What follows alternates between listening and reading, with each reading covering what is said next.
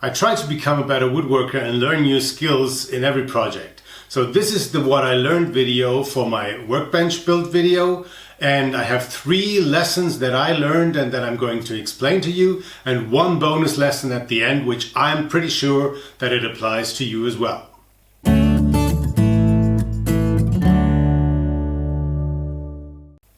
Hi and welcome, I'm Andreas. The first lesson that I learned is when I made half-lap joints on the table saw. I used them for the frame of the workbench, and I had seen this technique used before and I'd applied it for the first time, and then I realized that there was one twist to it that I hadn't paid attention to, and that's what I'm going to explain to you first. So I cleared out these half-laps using the crosscut sled on the table saw. And I used the table saw blade as a stop and moved right and left within the already cut area. And now that I put in these frames that are supposed to go in here, I realized that the half-lap gaps, they are about 0.5 millimeter to 1 millimeter too wide. And I'm pretty sure that they weren't when I cut them with the track saw, because I measured them a couple of times and I used these frames to check and they were fine. So what I think is that when I moved these pieces here, the edges here against the table saw blade, that a little bit got removed by the scratching along of the table saw teeth, so that they got a little bit wider than they were before.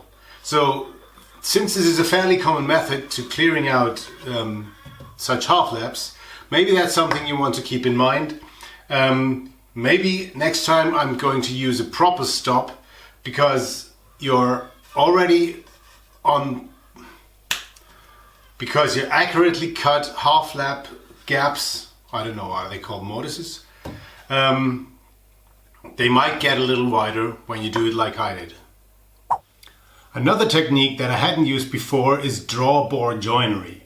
And I had seen it used a couple of times and I had watched a couple of videos about it, and I thought it would be a good technique to keep my frame sturdy and pulled tight. And overall it worked well. I'm going to explain it in a couple of clips on my workbench, and there will be some links in the video description to videos from woodworkers who I think explain this really well. For the corner joints, I'd like to use these thick 12 millimeter beech dowels. And I'm going to try a new technique, or a technique that's new to me, that's called drawbore dowels. And that is a particular way of using these dowels, so that by hammering in the dowel you pull the joints together. And for that I'm going to give these dowels at the tip a little bit of a very steep bevel, so that it's kind of a cone shape, so that it goes in more easily. And the rest then I will explain once I get to the joint. So this is the dowel, and 1 dowel is going to go into each joint. And I made a mistake earlier. They are not 12 millimeter, they are 16 millimeter. So the first step is to drill a 16 millimeter hole just in the outer part of the joint, so in the front piece here. And I made sure that these stick out a little bit so that I know when I'm through this. That's important because I don't want to drill into the back piece yet, because the hole in the back piece will be moved to the side just a tiny little bit, so that when I hammer in the dowel, the joint will be pulled tight. So drilling these 16 millimeter holes, I'm going to have to do this with a Forstner bit. That's not ideal. It's better if it's a cylinder shaped bit, but I don't have one that large. So I'm going to do it with the Forstner bit, and then we're going to do the next step.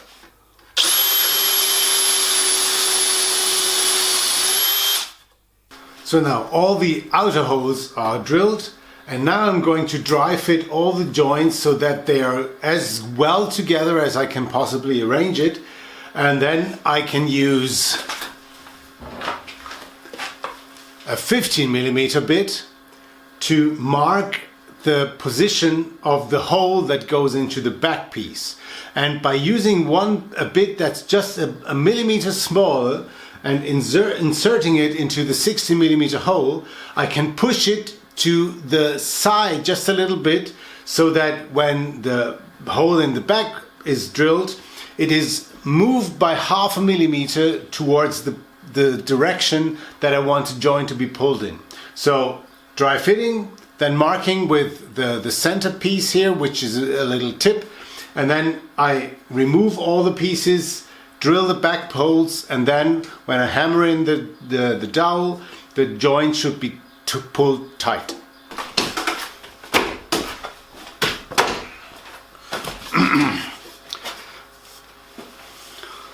So this is now the 15 millimeter bit. The joint is tight in this direction and is tight in this direction. And now I'm going to push that 15 millimeter bit into the hole and push it downwards and to the side, so that the hole in the back piece is pushed by 0.5 millimeter in that direction.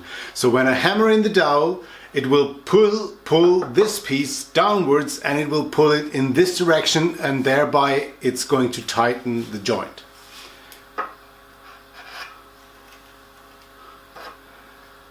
I push it in so that the tip here leaves just a tiny mark, and that mark will then be my centering hole for drilling in this piece.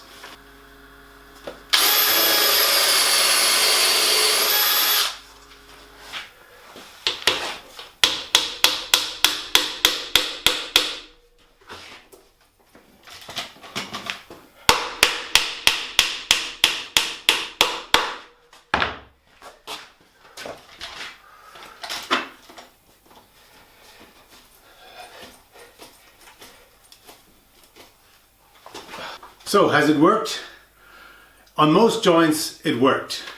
In most of the places I could see the joint being drawn tight when I hammered in the dowel.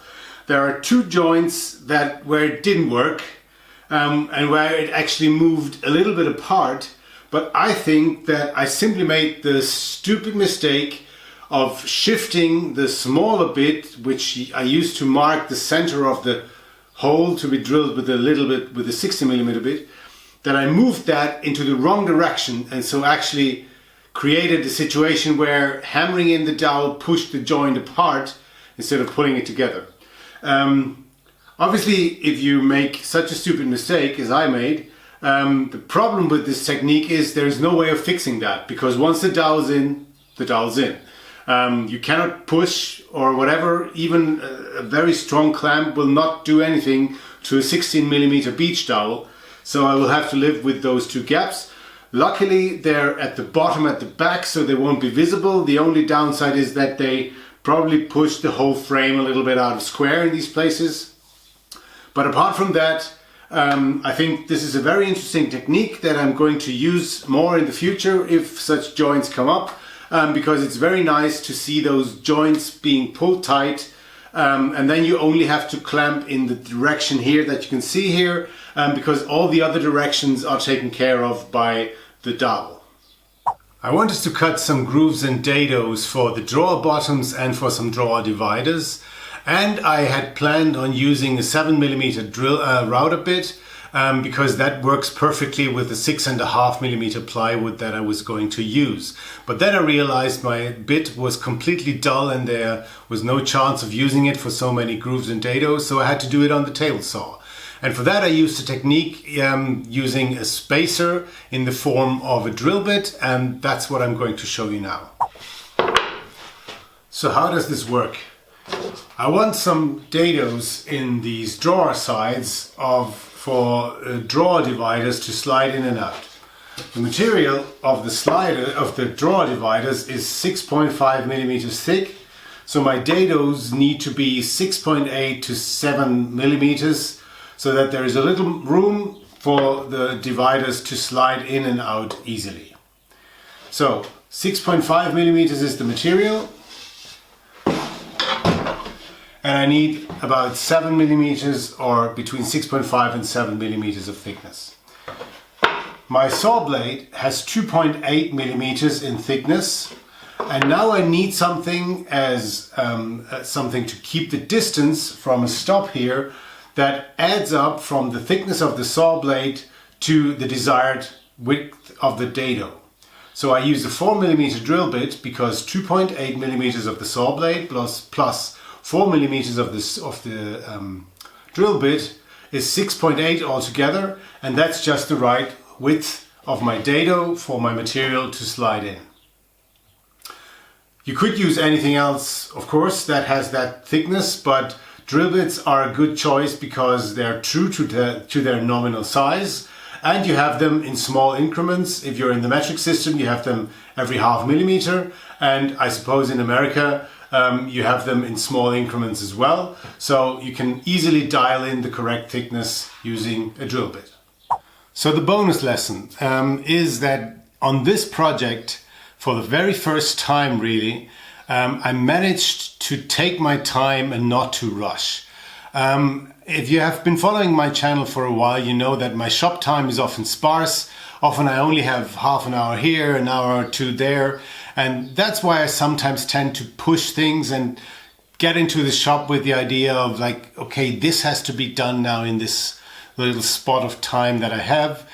It has been okay at times, but at times obviously it has led to inaccuracies or to mistakes made and so on. So with this project, this was really important to me to get it right with the drawers and everything. So I really kind of forced myself to slow down, to think things through, and it really has worked for the first time, and it is very satisfying. For example, because the drawers run very smoothly and very well. There's no rubbing or no friction or stuff that I have had in drawers that I've made before. So that's maybe something that you want to consider if you tend to do that as well, rush things and trying to get to the end as quickly as you can. I can just say that my experience on this workbench was, I think it's worth slowing down and taking another thought and double checking that measurement or double checking that idea that you had. And it is very satisfying to come up with a project in the end that maybe gets finished a week or two, even more later, but it's so much more satisfying to use and to look at because it has fewer flaws. It's by no means perfect, but it has fewer flaws. Right. So I hope you enjoyed these lessons. I certainly thought they make me a better woodworker. Enjoy your woodworking as well, and I hope to see you in the next video. Bye bye. Take care.